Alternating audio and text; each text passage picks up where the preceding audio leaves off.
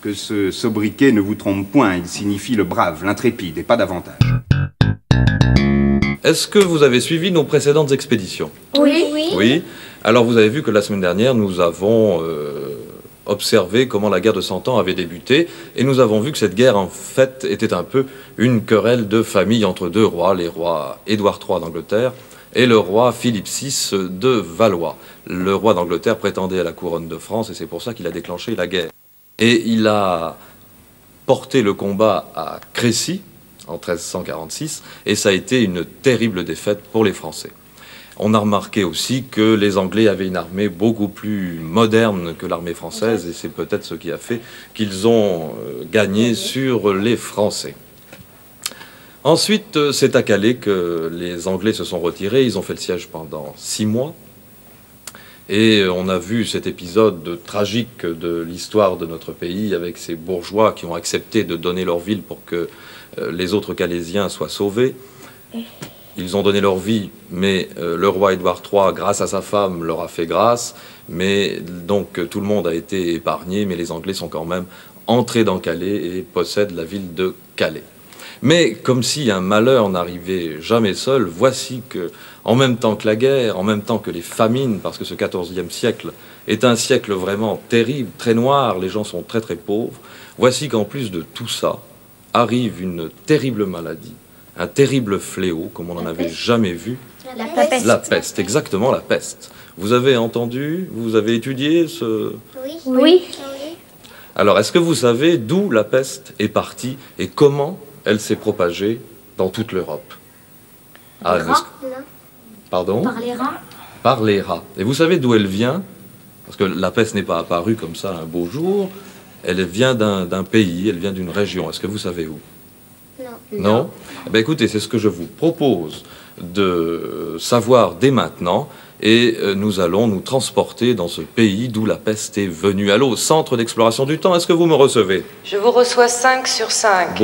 Bonjour, qui est aux manettes aujourd'hui? Le sergent Carnot. Ah, bonjour. Bonjour. Alors, en quelle année devons-nous nous transporter et où pour nous faire une idée de la manière dont la peste a pu se propager en Europe?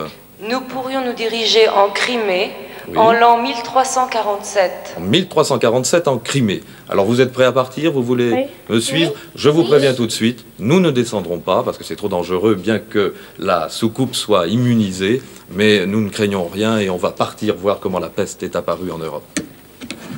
Alors, je programme sur le dateur 1347.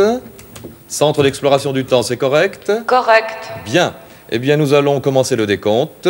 5, 4, 3, 2, 1, feu!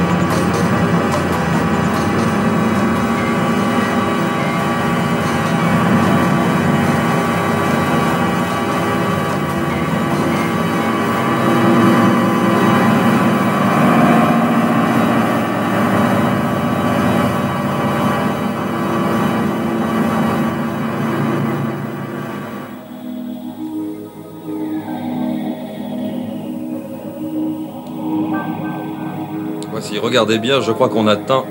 Ça y est, nous sommes en Crimée, nous sommes au-dessus de la Crimée. Et c'est ici que tout commence en 1347, à Théodosia. Et ce sont les Tartares qui, en ce moment, sont en train d'assiéger la ville. Et une étrange maladie décime les Tartares. Cette maladie, c'est la peste. La peste, c'est un mot qui signifie ennemi du genre humain. Et l'on voit donc des soldats tartares ici, vous les voyez? Vous les voyez bien? Eh bien, ils sont en train de tomber presque sans combattre, les uns après les autres, atteints par ce mal. Ils meurent par centaines. Et c'est au cours de cette bataille de Théodosia que les Tartares conçoivent une idée absolument diabolique. Ils envoient par-dessus les remparts de la ville les cadavres de leurs combattants morts de la peste. C'est un peu la première guerre bactériologique qui est inventée par les Tartares cette année-là. Vous vous rendez compte? Alors la peste, c'est une maladie qui est très très contagieuse. Elle se répand partout. Et dans la ville de Théodosia, il y a des marchands italiens. Alors ils veulent fuir, ils regagnent leur bateau, ils repartent vers Gênes, en Italie. Or, le principal transmetteur de la peste, c'est cet animal-là. Qu'est-ce que c'est? Le rat. Exactement. Or, les rats, très souvent, ont des puces qui, en buvant le sang du rat, absorbent en même temps les maladies, le bacille de la peste. Après quoi, la puce va sauter sur les hommes, les piquer, et au moment où les hommes vont se piquer, en se grattant, ils vont, sans le savoir, eux aussi, s'inoculer la peste. C'est donc un navire génois, vous le voyez, qui, venant de Crimée, a apporté en Europe cette terrible maladie. C'est même un véritable cataclysme. Et cette épidémie va se propager à une vitesse vertigineuse. Elle ravage d'abord le Languedoc. Tu sais toutes les régions qu'elle a ravagées? Pas toutes. Pas toutes. Ben, tu vois, ça commence par le Midi, ça remonte peu à peu sur Paris, ensuite c'est le Nord, toute l'Europe est atteinte par la peste. Et en 6 mois, on compte 3, 4, peut-être même 5 millions de morts victimes de la peste. On n'avait jamais vu avant un fléau pareil. Alors donc la peste fait des ravages énormes, et la guerre de 100 ans, pendant ce temps-là, qu'est-ce qui se passe? Elle continue. Elle continue, oui, et en fait, pas tout à fait.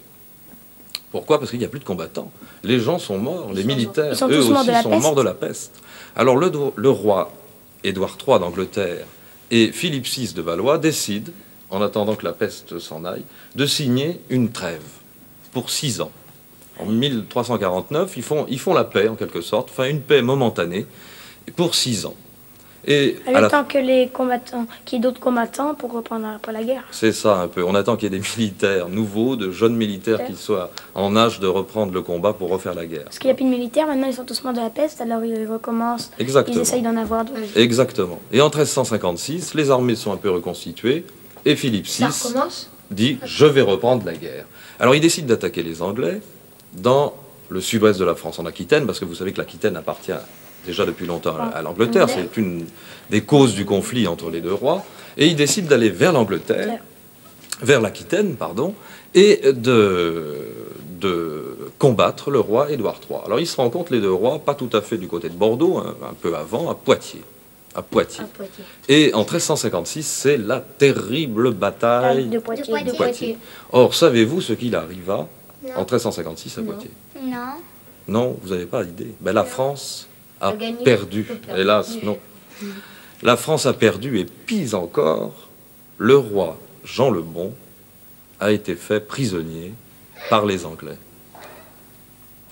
Et ils l'emmènent à Londres, ils le retiennent prisonnier dans la tour de Londres, et ils se disent, mais c'est un cadeau extraordinaire, on ne va pas tuer cet homme, il est trop important. Alors, ils ont une méthode, je ne sais pas si vous vous en souvenez, pour rester, ils disent, bon, on veut bien vous rendre, ils disent aux Français, on veut bien vous rendre le roi Jean le Bon.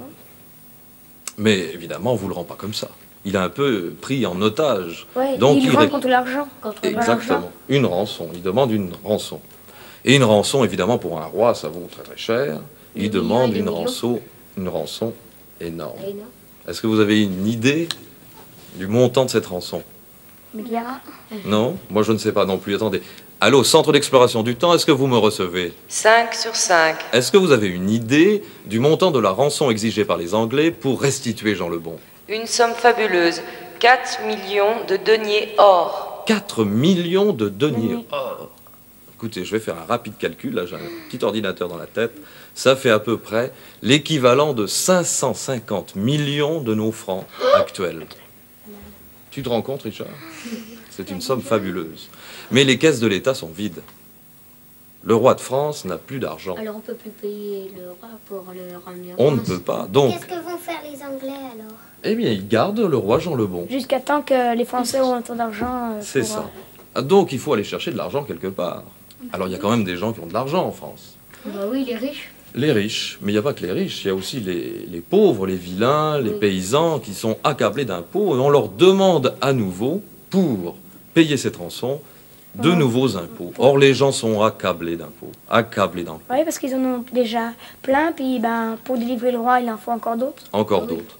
Or, à Paris, où les gens ne se laissent pas faire comme ça non plus, il y a un homme qui prend la tête des révoltés et qui dit « Moi, je vais vous aider à faire la révolution, on va changer ce roi, ce Charles V, parce que Jean le Bon prisonnier, c'est son fils Charles V, le dauphin, qui a pris sa place. » Il dit « On va changer tout ça, les nobles, le roi ne savent plus gouverner, il faut que tout cela change. » Alors, je vous propose, si vous voulez, peut-être, que nous rencontrions ce monsieur qui prend la tête des révoltés parisiens. Est-ce que vous connaissez son nom? Il est très célèbre dans l'histoire. Non? Ce monsieur s'appelle Étienne Marcel. Allô, Centre d'exploration du temps, est-ce que vous me recevez? Je vous reçois 5 sur 5. Est-ce qu'il est possible de nous faire rencontrer Étienne Marcel? Pouvez-vous le capter pour nous? Oui, les capteurs sont branchés et nous pourrions le rencontrer en l'an 1358 à Paris. À Paris. Eh bien, écoutez, nous allons nous diriger en 1358 à Paris, tout de suite. Je branche le dateur sur 1358. Voilà qui est fait. Tout fonctionne.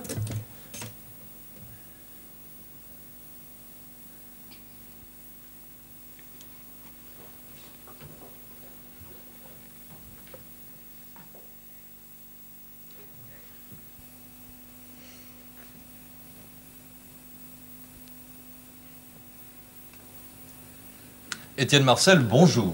Bonjour, bonjour à tous. Confirmez-le-moi, vous êtes bien prévôt des marchands de Paris, n'est-ce pas? Oui, oui, je suis le prévôt des marchands de Paris. Je suis moi-même marchand de drapier, mais je représente maintenant toute la communauté des marchands de Paris. J'imagine que vous êtes un homme excessivement riche. Vous appartenez certainement à la très haute bourgeoisie parisienne. Oui, et j'en suis fier. Ah, vous en êtes, les choses ont changé. Est-ce que vous pourriez nous dire, Étienne Marcel, ce qui se passe dans le royaume de France actuellement? Oh, je sais, c'est pas très brillant. Nous avons découvert tous les ravages causés par la peste, les famines. Je sais que tout va mal et en plus votre roi est prisonnier. C'est exact. Le roi Jean est enfermé à la Tour de Londres et toutes ces guerres lentes et pénibles ont complètement vidé le trésor de l'État et anéanti le trésor royal. Vous connaissiez bien le roi Jean le Bon, je crois. Est-ce que vous pourriez nous en parler? Est-ce que vous pourriez nous le décrire? Quel homme était-il? Sa bravoure chevaleresque est légendaire, mais il ne sait parler que prouesse et chevalerie. Oh, bien sûr, c'est un excellent chevalier, mais il est toujours prêt à se lancer dans une guerre nouvelle, et le royaume n'a pas besoin de cela. L'idéal chevaleresque, les guerres d'honneur, tout cela ne passionne plus le peuple déjà très accablé.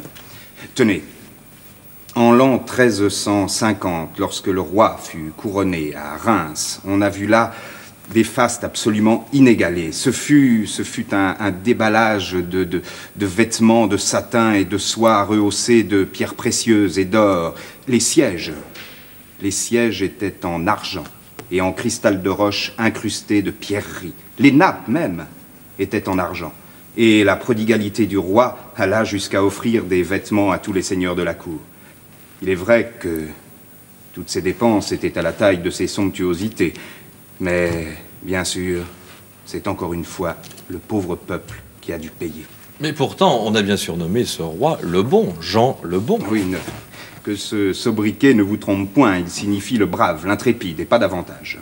Mais qui gouverne alors actuellement la France? Ah, c'est le dauphin Charles, c'est lui qui assume la régence.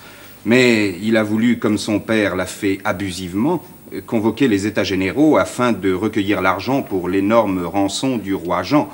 Il a voulu ainsi se servir des États généraux pour faire lever de nouveaux impôts. Mais le peuple est excédé.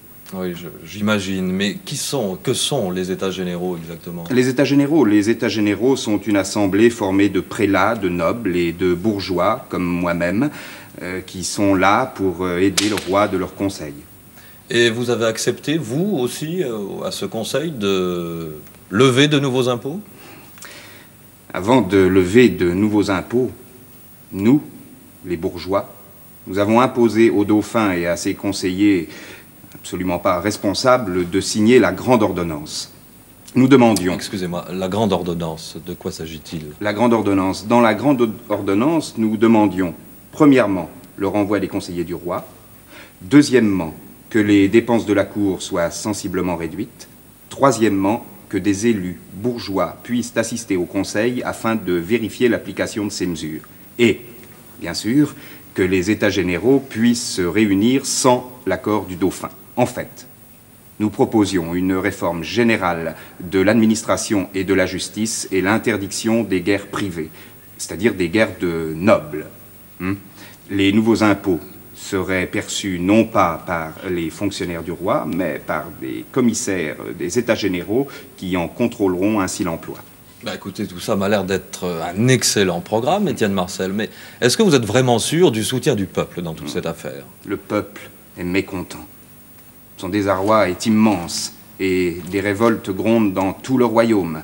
C'est la colère du peuple, celle des paysans, des bourgeois, c'est la rumeur violente de tout ce désespoir, de tous ceux qui ne supportent plus le poids et les misères de la guerre.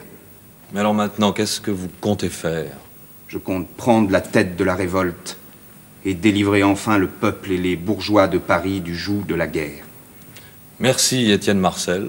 Je vous rends votre destin et peut-être à la première révolution parisienne. Qu'est-ce que vous pensez de ce personnage, les enfants? Étienne Marcel, Anne. Tu le trouves comment? Il est sympathique, c'est? Oui. Oui. Alors tu sais que Étienne Marcel va prendre maintenant la tête des révoltés. C'est lui qui va conduire, on peut l'appeler ainsi, cette première révolution parisienne. Et malheureusement, les troupes du roi ne vont pas se laisser faire. Elles ne sont pas dans Paris même, elles sont stationnées à côté parce que le roi fait la guerre un peu partout. Et le roi ramène ses troupes immédiatement vers Paris et veut assiéger les révoltés et ne pas les laisser faire la révolution. Il ne veut pas perdre son pouvoir. Et Étienne Marcel, est-ce qu'il prend peur à ce moment-là? A une idée qui est peut-être pas très bonne. Il dit, je vais faire appel aux Anglais. Les Anglais sont pas très loin non plus. Je vais demander aux Anglais de venir à mon secours. Or, le peuple de Paris, dont tous les malheurs viennent aussi du fait de la guerre contre les Anglais, dit, ce n'est pas possible que les Anglais viennent nous délivrer, viennent nous aider. Ils ne voudront jamais, ils pensent. Absolument. Mais encore si les Anglais étaient d'accord, parce que pour eux c'était une excellente occasion d'entrer dans Paris et de s'installer après. Et Étienne Marcel, qu'aurait-il fait? Je n'en sais rien non plus. Donc les gens se révoltent, chassent les Anglais et aussi se retournent contre Étienne Marcel. C'est-à-dire que les gens qu'il soutenait au départ se retournent contre lui et finalement, en juillet 1358, ils vont assassiner Étienne Marcel. Comment? Eh bien, ils le tuent, ils le font tuer par des gardes. Ça s'est passé près de la porte Saint-Denis, je crois.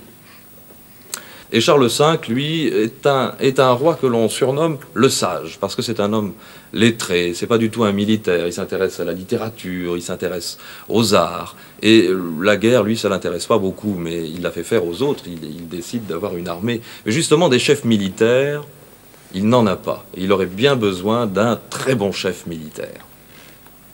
Et il y a la renommée d'un jeune homme, qui est breton. Pas très loin de chez vous, c'est la Bretagne. Non.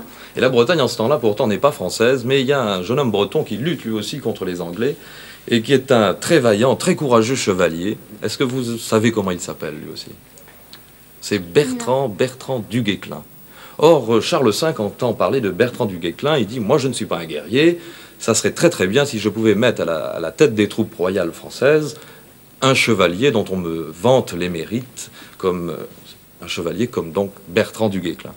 Et les troupes de Charles V sont stationnées près de Melun, Melun qui est occupé par les Anglais, pourtant c'est tout près de Paris, vous voyez, les Anglais sont aux portes de Paris.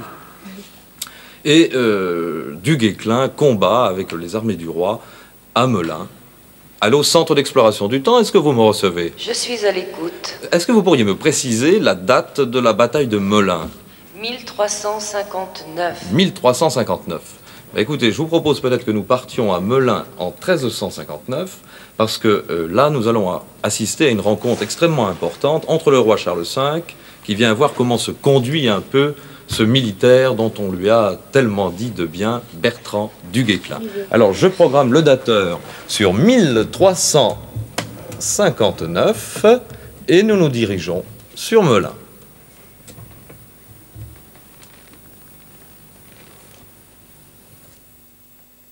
Cet homme nu, c'est du Guesclin. Enfin, allô, Centre d'exploration du temps. Je suis à l'écoute. Vous saviez que cet épisode allait se dérouler de la sorte? Non, pas du tout. Alors, du Guesclin, vous savez qui est du Guesclin? Je vous ai dit, bon, il était breton. Il appartient à une famille noble, mais très pauvre, bretonne. Il est l'aîné d'une famille de 10 enfants. Et il a eu une enfance assez difficile, enfin vraiment, personne ne l'aimait. Et puis, il s'est prouvé très vite que c'était un grand chevalier. Il a participé à des tournois qu'il gagnait brillamment. Et petit à petit, il est devenu un chef militaire, un très grand chef militaire. Et ce du Guesclin, qui maintenant donc va rentrer au service de Charles V, parce que Charles V a très bien vu là que cet homme avait un courage extraordinaire. Il repart au combat complètement nu. Il est vraiment sans complexe, c'est très bien, mais il veut absolument déloger les Anglais de ce château de Melun. Et du Guesclin a des idées, plein d'idées. Il se dit aussi qu'il faut moderniser notre armée française. Elle n'est pas assez moderne pour pouvoir lutter avec les Anglais. Or, les Anglais avaient introduit une arme nouvelle, qui n'était jamais apparue, qu'on n'avait encore jamais utilisée dans l'histoire. Est-ce que vous savez de quelle arme il s'agit? Le fusil? Le fusil, non, pas encore. Le fusil, il n'y a pas encore de fusil. Le canon? Oui, Anne, il s'agit du canon, qu'on appelle également Les bombardes. Les bombardes. Et les canons, oui, c'est la même chose.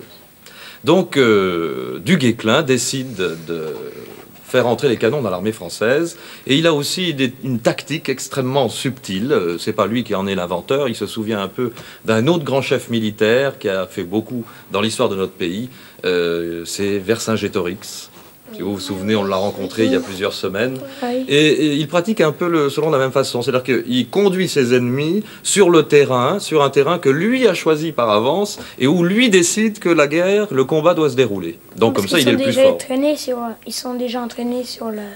C'est pas qu'il se soit déjà entraîné, mais comme il connaît très bien le terrain, il sait par où il faut prendre l'ennemi pour l'attaquer.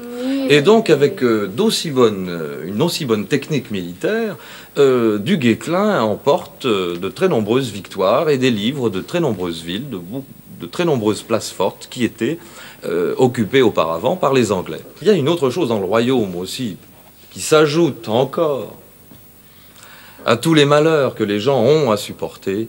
Il s'agit de gens qui sèment la panique et la terreur partout et que l'on appelle les routiers ou encore les grandes compagnies. Vous vous souvenez des routiers, des grandes compagnies? Ça vous dit quelque chose? Vous l'avez étudié à l'école? Non, pas encore. Non. Eh bien, les routiers et les grandes compagnies, ce sont des militaires qui s'étaient engagés dans l'armée et qu'on payait, des mercenaires en quelque sorte, et qui, après les combats, on leur donnait l'argent qui avait été prévu et ils repartaient. Et quand ils cessaient de se battre, ils se disaient finalement on est très fort, et ils allaient attaquer les paysans, ils leur volaient tout ce qu'ils avaient, enfin c'était des brigands. Alors ces brigands infestaient tout le royaume. Pour la plupart, c'était des nobles d'ailleurs, sans doute nostalgiques des temps anciens où ils pouvaient se faire la guerre entre eux. Et ils ravageaient le pays, et Charles V dit il faut absolument que je délivre la France des routiers. Donc il dit à du Guesclin, s'il te plaît, rends-moi service, délivre la France des grandes compagnies. Alors du Guesclin conçoit un stratagème, décide de rencontrer les chefs de ces grandes compagnies, et il va vouloir les transporter quelque part. Alors peut-être ce que nous pourrions faire maintenant, c'est ouvrir nos rétrocaméras, et suivre ce marché que du Guesclin conclut. Du Guesclin a un langage un peu cru, mais c'est normal, vous savez, à ces routiers, je vois pas comment ils pouvaient s'adresser autrement à eux. Vous les trouvez sympathiques? Non, pas trop. Ce sont des brigands, des voleurs. Oui. Alors, malgré tout, la guerre après continue contre les Anglais et du Guesclin remporte de très nombreuses autres victoires. Hélas, tout a une fin et en 1380, Il a été tué. il a été tué, oui, dans une bataille, et donc du Guesclin meurt. Et cette même année d'ailleurs, le roi Charles V meurt lui aussi. Donc, Ça fait beaucoup. ça fait beaucoup. Ouais. Nous sommes à la fin du XIVe siècle, un siècle, vous venez de le découvrir, qui est vraiment pas très gai. Gai. Hein. C'est vraiment absolument épouvantable. Mais en cette année 1380, je crois que le peuple recommence à prendre espoir, parce que les Anglais ont perdu beaucoup de batailles, et le peuple recommence à prendre espoir. Mais à ce moment-là, c'est vraiment une page de la guerre de 100 ans qui se tourne, et nous allons aujourd'hui arrêter notre mission ici. Nous allons regagner maintenant en 1981, et nous découvrirons la suite de la guerre de 100 ans lors d'une prochaine expédition, la semaine prochaine, j'aurai avec moi de nouveaux copilotes. Vous allez rentrer, vous habitez où? Vous m'avez dit à Angers. Angers. Donc, je vais vous rapatrier d'abord à Paris en 1981, et après, vous partirez aussi à Angers. Allez au centre d'exploration du temps, est-ce que vous me recevez? Je vous reçois 5 sur 5. Est-ce qu'il est possible de nous rapatrier sur 1981? Oui, les rétrofusées sont branchées. Branchées. Bon, eh bien, écoutez, je branche sur mon dateur 1981, et je vous rejoins dans quelques instants.